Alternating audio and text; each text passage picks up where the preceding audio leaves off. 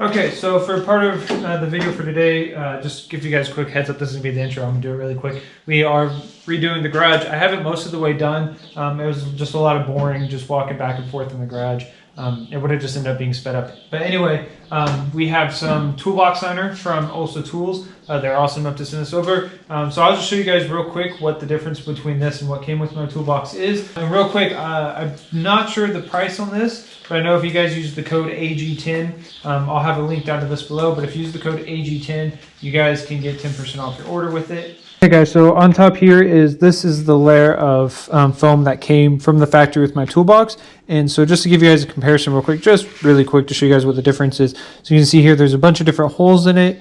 I'm sure there's a word for that I can't think of, but this is just one solid sheet and this has holes. So if you notice, one issue I was having with all these is if you go here and you can see there's an indent. And, you know, stuff like this doesn't really technically probably matter, but it's something that bugs me, especially when I try to keep everything looking nice in my toolbox, as where with this stuff, you know, you can push down on it and it came right back. It did push down, but it came right back up. You guys probably couldn't even tell. But yeah, so that's one of the big differences, and that's going to make it really nice for like any oil you spill in your toolboxes or anything like that. You don't have to worry about it absorbing. You can just take this right out and wipe the mess right up.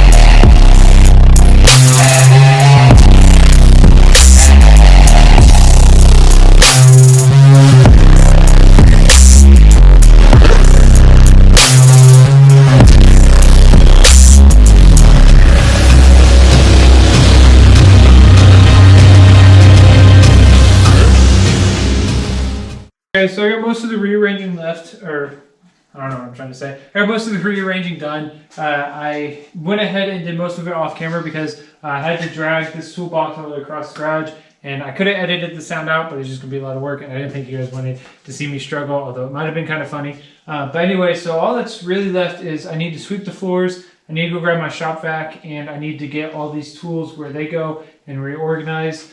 So now I will probably start recording the rest of this and do a time lapse. That's what I'm looking for. But yeah, so I hope you guys enjoy.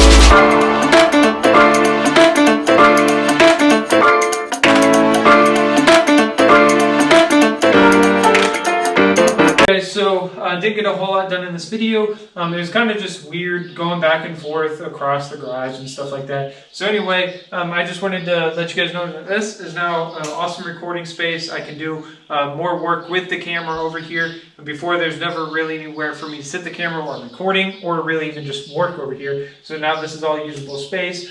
This stuff over here will clear up. This is the brakes for the Nova. Then we have the oil for the 327 and the oil filter. And then over here, I don't know if you guys can see, but I have a table over here full of parts. So a lot of this is going to clean up as soon as we're done. And now that my garage is clean, my tools are all organized and all that, I plan to finish pulling the 327 tomorrow, which is Sunday. Hopefully this video will be up on Sunday. I plan to stay up late tonight and edit and get it up. But again, I know we didn't get a whole lot done. Well, we really kind of did, but not a whole lot done in the video, and I apologize. This was just kind of like a motivational video for you guys to maybe go out and clean your shop area, whatever it may be. You know, I started off working on this car in my driveway and outside. I didn't have this garage when I first got the car. But yeah, so go clean your shop area, organize your tools. Doesn't take but a few minutes. I'm not the most organized person ever. During this whole engine swap process, I had tools and parts everywhere, and it's hard not to. I started off really organized with it, but it's really hard just not to make a mess. So after each job, I try to reset kind of and do everything. But again, this time I didn't just reset. I completely got more workspace. I got a shop vac now. This is going to be great. This is going to be awesome for recording purposes and working on cars. So yeah, so tomorrow's video, well, this is going to be tomorrow's video, but tomorrow I'm going to record while I work on the 327. So stay tuned for that this week. I will catch you guys later.